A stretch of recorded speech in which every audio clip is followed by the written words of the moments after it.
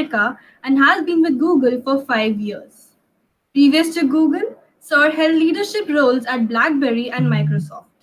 A natural leader, experienced in leading large cross functional teams with 15 years of strategic management, project and program management, operations, change management, and policy creation experience.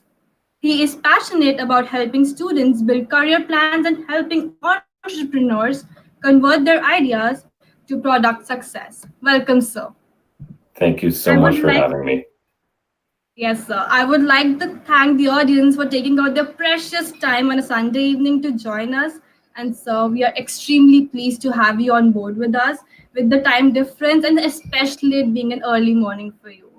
Thank you for taking out your time. Thank you for being a part of this. Not a problem at all. Thoroughly excited and looking forward to it.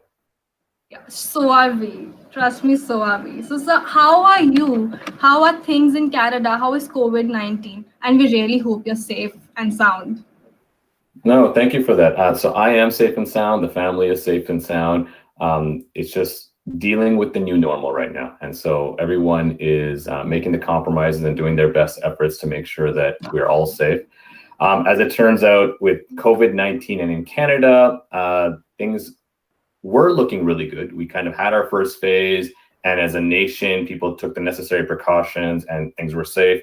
And then when things opened up, people got very free in going out and whatnot. And so we're kind of hitting a second phase now, a second wave where cases are rising again. So my advice to everyone, in Canada, family, friends, and otherwhere, anywhere in the world really is take it slow.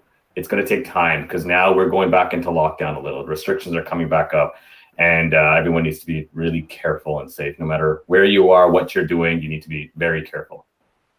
Yeah, because it's very communicable. I think the first wave has to come, but we can prevent the second wave. That's right. So Absolutely. yeah. So what is the most challenging part of your work and what is the most rewarding one? Yeah. So when I think about the most challenging part of my work, the reality is my work works with helping people who use our products, not only the end user and the consumer, but also people who build and innovate using our products. So the developers and the entrepreneurs, anyone who uses Google products across the board, we try to make sure that how do we help them? How do we get the right information to them? How do we educate them on the right way of using our products or the right way to build using our products? And then also, how do we make them understand everything they can do with their various products? So the challenge is when this is a task and you're dealing with a large audience, which is people who build, people who innovate, people who use, you have to cater your philosophy. You have to cater our channels of reaching out to all these people. And the catering to individual needs is what is the most challenging part of the role, because everyone has very unique needs. And it's the 80-20 rule. You try to reach out to 80% of the people and recognize that you may not reach out to everyone, but put in a lot of effort for that. That said, who needs the most information? Who doesn't have access to information right away? How can we make sure what, let's say we call underserved area, where there are certain, for example, schools that will have access to all great resources. Certain schools don't. Can we make a better and more impactful difference in reaching out to some of those schools that don't have those resources? And so the challenge is really finding where we can make the most impact, catering what we do to make sure we have the most impact. And then I think the second part of that is when you face those challenges, what's the net result? What is it that we're looking for? What's the vested interest?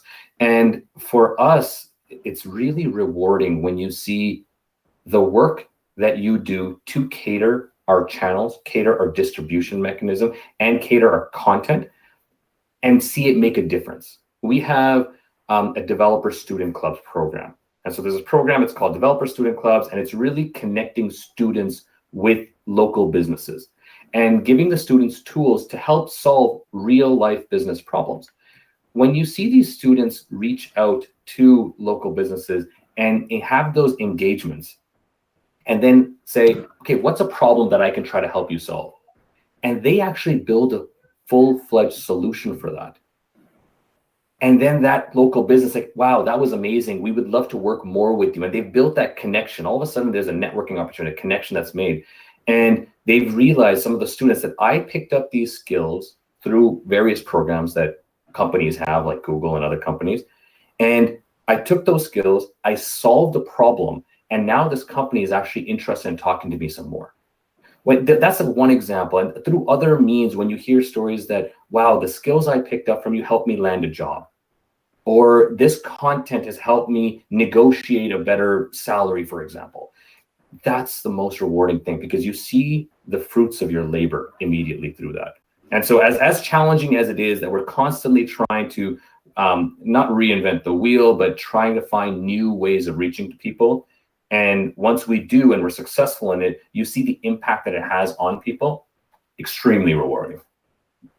I totally agree. I mean, like, you work so hard towards one thing, and it actually has an impact on people, especially underprivileged people who couldn't be a part of something just because they don't have enough amenities. That means we are responsible to provide them with something. I mean, like, we can pick up a lot of things from our environment.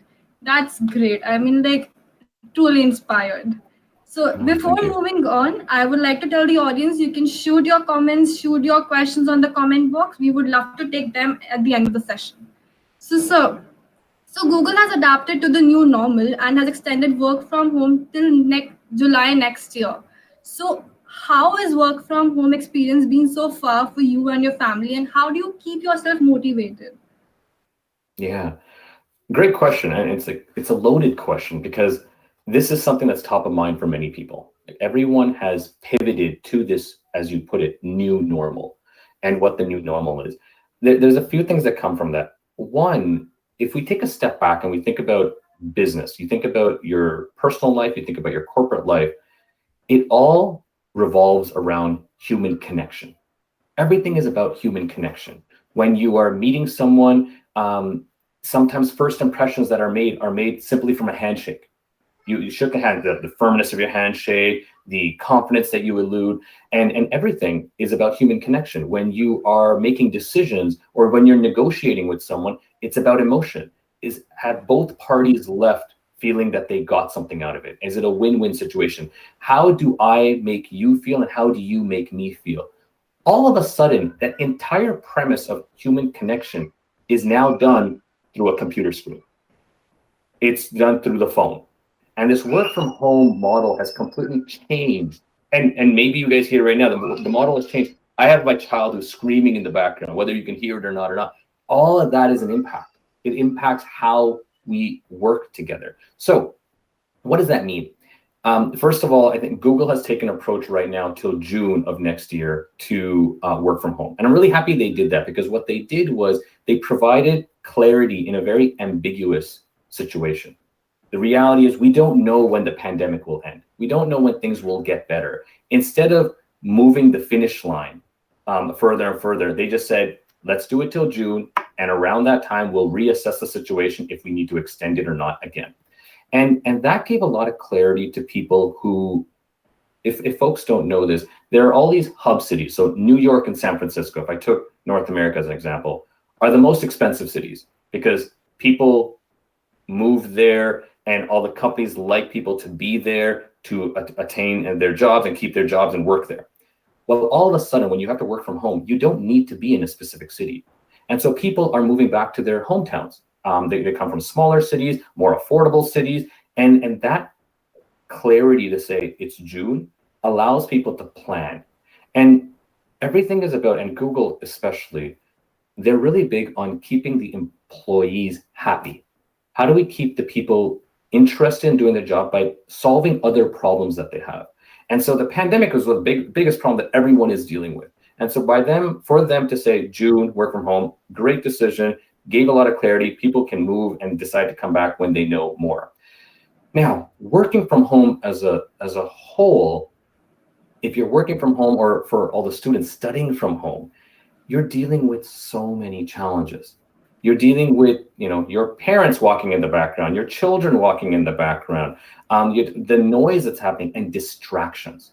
And I'm going to go back to what I said in the beginning. Everything revolved around human connection. And so what's challenging is a human connection also comes to eye contact. So right now I'm staring at the screen, I'm looking at you, you're looking at me through the screen, but we're also reading each other. Each time you nod your head, it's giving me a validation that, okay, what I'm saying is A, understood, but also maybe agreed upon. And that allows me to continue the conversation. If I saw that you were a little confused, or you shook your head and you kind of tilted a little bit, I would think, okay, maybe I need to further clarify this point. And so what's happened is in this work from home environment, people have been a lot more observant to the individual because that's all they have. They only have what they can see right in front of them. And sometimes when you're in person, you can read other aspects of body language. Now it's just the face in this small dimension. Someone, if they're distracted by, using their phone or so, you don't know. But as a result of that, every little thing you do on the screen is that much more magnified. So if I have two screens here, as soon as I start looking at this screen for something, I'm not paying attention to you. And how does that make you feel? How does that make anyone feel? If I grab my phone, you see my eyes go down. You realize that, hey, this person is not giving me their full attention. And some of these aspects, they're not as prominent in a real life setting because everyone's sitting in an office together. Everyone's sitting in an office together. There's multiple things. There's a window outside. There's so many different things that you can see. But right now, I'm only looking at you and I see your frame and that's it. So every little thing you do matters. And that aspect of working from home has caused this almost for some an insecurity that when I'm talking, are the folks on the other side listening? And I'm giving you an example of a video conference. What about people who are just dialing in? So they're just dialing in through the phone. So they've called in. I don't see anything. Now I'm basing everything purely on hearing their voice. And if they don't say, oh, that's great, thank you, they don't add those pieces, I don't know if they get it. I don't even know if they're listening to what I'm saying. And this is something that everyone as a whole needs to be mindful of. And so, you pay attention, you make sure you give it all, because the other reality is, as an individual, for me, I can easily have a lot of distractions here that you don't see. I have my phone here, I look at it, or I do that, but you'll see what I am doing as an individual. And so that's one thing that I feel that a lot of people don't take into consideration. They feel like, okay, I'm not in the office, I'm not in school, they don't see me, or they're only seeing my head, and it's okay. The other part of this is with the pandemic, with working from home, people need to be extremely empathetic because everyone is dealing with a lot right now. And the reality is this entire situation has caused political issues, socioeconomic issues. It's caused health concerns. People are actually getting sick. It's not just working from home. Why are people working from home? Because when they're going out, they're getting sick. They're contacting something. They're trying to protect their family. They're trying to protect other people.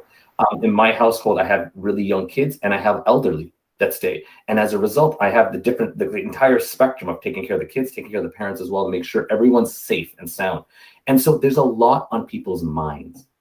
And as you're working from home, as you're engaging with people, be empathetic towards that maybe if they're not answering what you need right away, or if they're taking a little longer, we have to acknowledge that there's a lot going on.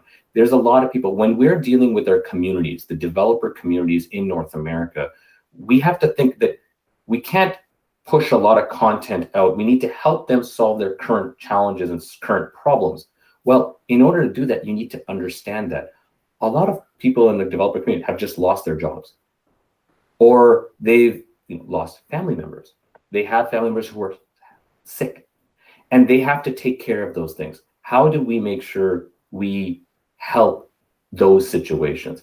And it's completely changed the dynamic by working from home. It's not working from home, it's what the world is going through dealing with this pandemic. And I think you and I were talking about this earlier. It's not like this is all going to just go away. It's not like one day, guys, or everyone, folks, the pandemic is over, that's it. All of a sudden, there is going to be a shift in how business is done. Think about it. Corporations have realized that there's a certain level of productivity that can be attained by having people work from home. Schools are realizing, hey, we can actually still teach students and they don't need to be physically present in the school. What decisions will be made later on about maybe we don't need to have everyone in a physical location. It's convenient for people to work from different cities or attend a school from a different city. They don't need to go to Pune to go to a top-notch school. They don't need to go to another place. They can do it from their hometown. And it's going to, if you realize, I mean, problems or concerns, they always spur technology, right? The innovation. All of a sudden, you think of all the innovation that went on with internet, video conferencing, chats, and live stream and everything. All of that happened because there was a forced situation. That's all healthy.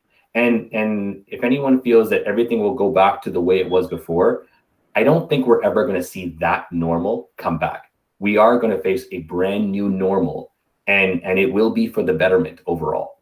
And so I'm excited about that too, that to see the advances that we make. I know this was a really long-winded way of answering your question, but there's just so many aspects that go from having this work from home right now. The challenges, the potential, and just the personality traits that need to be evident, whether it's empathy, whether it's just mindfulness of what everyone's going through.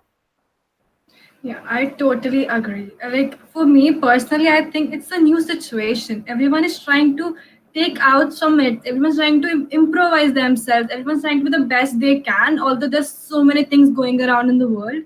I totally agree with you. We have to be empathetic. But like I have another concern. So like people like us, students, a lot of students are sitting for placements, and since the pandemic has gotten us to accept to this new dynamic, so what are some suggestions you would like to give to them? And since the interviews are happening online, remotely, via video conferencing, how should we present ourselves? How should we behave? Yeah, great question. All the things that you have been taught to do in person, don't ever think that you shouldn't or don't need to do that in a virtual environment. So when they say dress for the role, if you're going for an interview, you still need to dress for that role. It's not just because you want to dress to show respect to the interviewer. It's also because when you dress for the role, it gives you confidence. When you dress properly, you feel better about yourself. You make sure, don't just like throw on anything you want. It's a video conference. I'm not going in person. Some people, and you've seen these jokes all the time where people are wearing a dress shirt, but they're wearing shorts or they're wearing their slippers underneath, and just like, oh, they're only seeing this much. It's not about what they see. It's about how you feel. And so how you feel is so important when you are trying to present yourself in the best light, that you want to make sure you don't leave anything to chance. If you will feel better by dressing for the role, then dress for the role.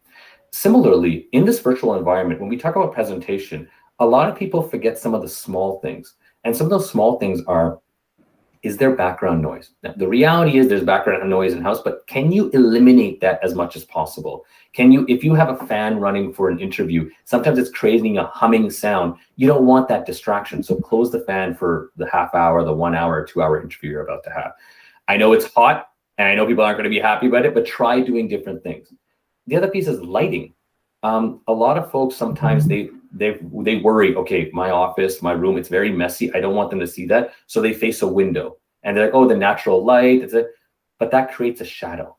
And you want the light on your face. This is just like the same philosophy when you're taking pictures, or in everyone, the selfie generation, everyone understands that. Well, it matters. It matters in an interview. Have light. And why is that? It comes back to that human connection piece, right? You want to have a connection with the interviewer. The only thing that they are assessing you through, aside from the answers you provide to their questions, is this frame, this screen that they're looking at you through. And if there's a phone call, it's your voice.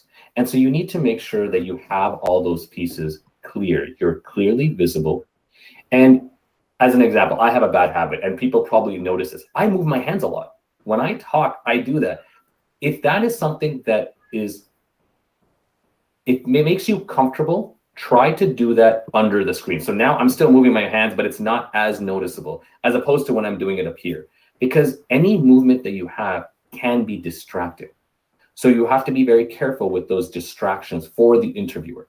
Similarly, as I was mentioning earlier about people being very observant when they're watching a screen, make sure that you're not just staring at the screen and talking and that's it.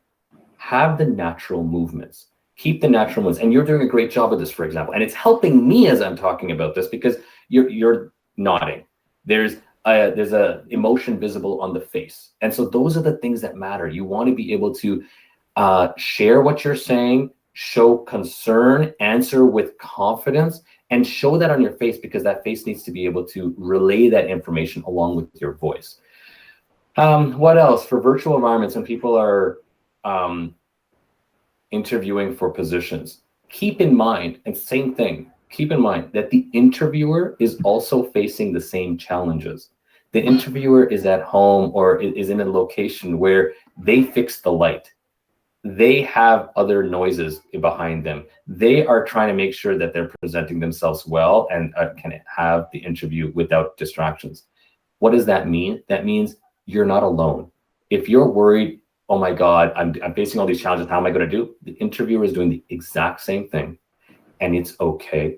That means that they understand those challenges. So if someone does walk in the background, if and there's so many comical sketches that during an interview someone comes into the room and starts yelling, do you want food, or did you do this, did you do that?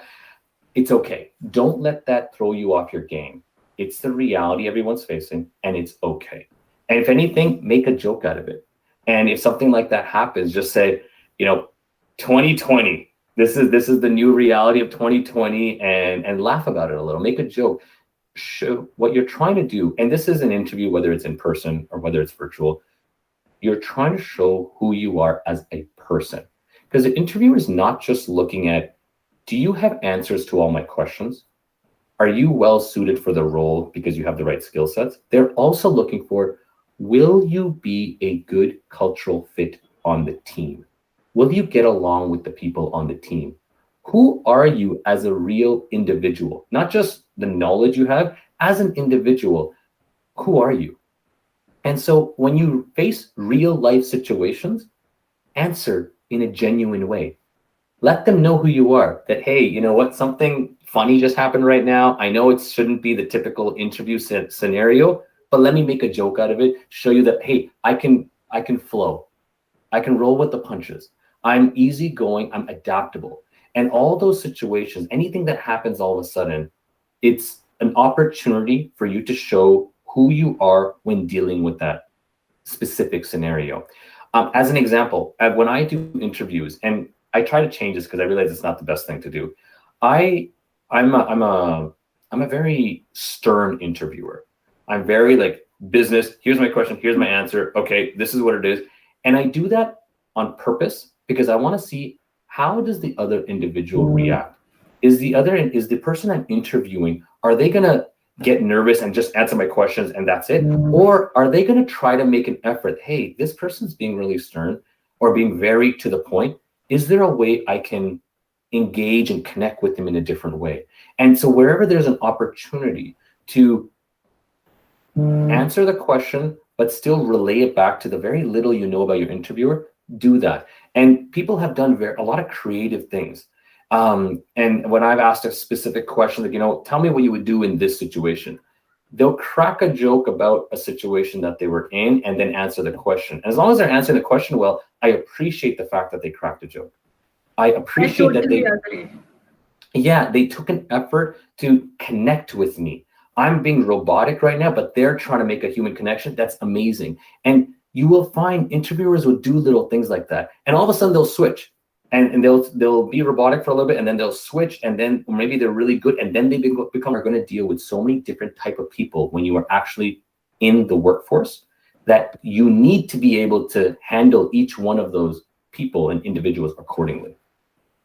So I totally agree. I think these were some amazing tips we could use, because I think right now we need to acknowledge the fact that something like this is actually happening. We just can't run away. We just can't say that I won't deal with it. We have to. We have to show the best out of ourselves to the interviewer, to anyone else we are dealing with. So, sir, like, we are very curious to know you have worked with Google for 5 years, and like, this is one of the major tech giants. Can you briefly tell us about your journey so far? Like, briefly, we just want to have a gist out of it. Yeah, it's funny. My journey at Google starts with my previous company, at BlackBerry. I was given a great opportunity at BlackBerry, and that was to launch and run the BlackBerry app world. So this is the app store for people on BlackBerry devices, using BlackBerry devices, and it was a great opportunity because we had nothing. So it allowed me to go from the beginning to the end, lead a large team, work through all the challenges, and what it did was I got to a point, because I did it from scratch to launch to maintenance and fully executing. I was extremely well aware of every aspect of, from policy, vendor management, operations, marketing, and all the components in between of running an app store. When Google reached out to me to as a potential opportunity, they were looking for someone on the Google Play team, on the policy side specifically. And the Google Play team, as folks know, that's Google's app store. That's Android's app store.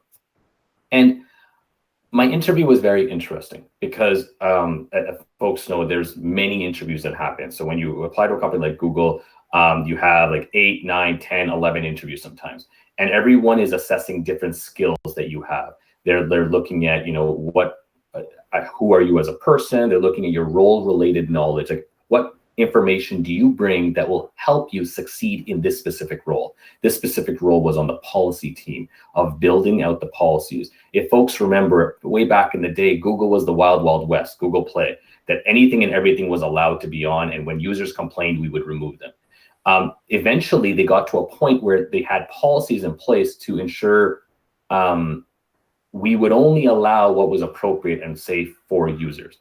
So they wanted someone to work on that policy stuff. And I had done this. I had written and authored all the policy documentations and for BlackBerry. So it was great. So my interview, when they were asking, what would you do in this situation? If someone submitted XYZ type of app, what would you do? And each question that they asked like that, I would start with, well, I did this in my previous role, and this is what I did. And so my experience was a little unique. I was interviewing for a role that I had a lot of background information. And because there aren't many people who've worked on overall app store environments, it was very easy for me to be able to show the information and knowledge I had.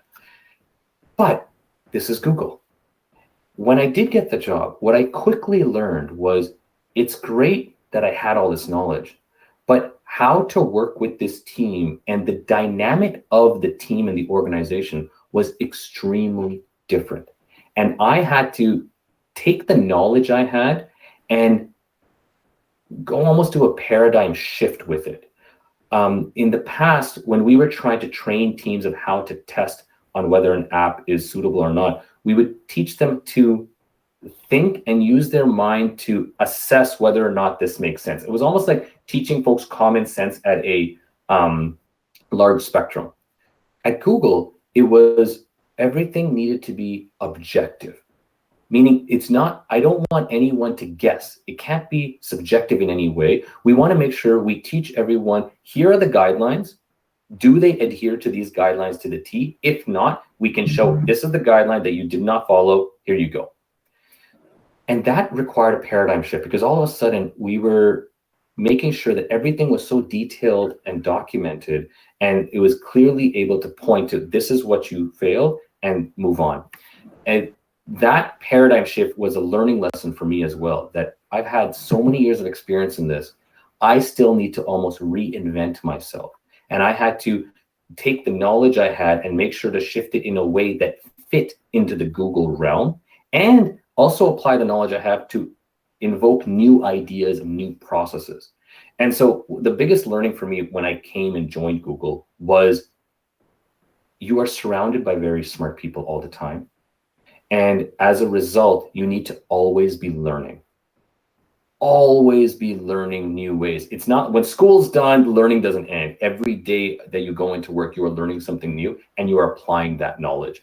And this was really important for me because it allowed me to then also be humbled that, okay, Naveen, who cares if you've been doing this for so long?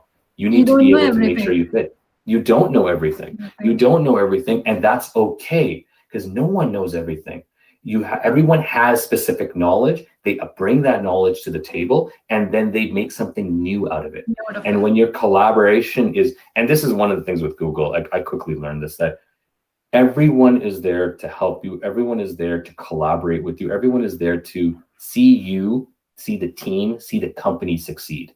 And that is, I haven't seen another company that does it so well as Google does. So that was my impression and my journey to Google. Eventually, while I was on the Google Play team, I had shifted to the developer ecosystem team. And the reason for that was Google Play, it worked with developers building apps for Android devices. What I was looking to do was expand my base that I would love to work with developers who work with various Google technologies. And why was that? Because I knew this app space really well. I didn't know all the other product offerings that developers are working with. And so for me, it was an opportunity to expand my knowledge set. That when developers are working on, web, when they're working on AI, they're working on machine learning, they're working using Google Cloud, I would love to understand what are the challenges they're having and how can I help them with that? How can we push adoption of new products? How can we help educate them on those existing products? And so that was a really great pivot that I had done when I joined the developer ecosystem team. And just all these programs, it allowed more, because it was also a newer space, it allowed us to build a bunch of different programs, execute these programs in different ways. And again, what I would love people to take away from my journey is uh, don't become complacent. Always look to challenge yourself. Always look at what's the next step that you can make a big impact, but you also grow as an individual. As soon as you stop growing, that's a time for you to say, okay, I need to look at the next step now. Yes, I totally agree. I mean, like, there comes a stage when you feel like, I think that's the end of it. Let's go to something new. Let's learn something new. Let's expand our own horizon. So we were Right. truly privileged to hear you today. I mean, like, thank you so much. I mean, this brings us to the end of the session, though we would love to hear more about you, but thank you so much. We Absolutely. loved it that you came on board on such a short notice and the huge time difference. Thank you so much, sir. We thank you for being with us today. We thank the lovely audience for coming and joining us, taking out time. So we hope you keep safe. Take care. Stay safe. Bye. Thank you so much for having me. Take care, everyone.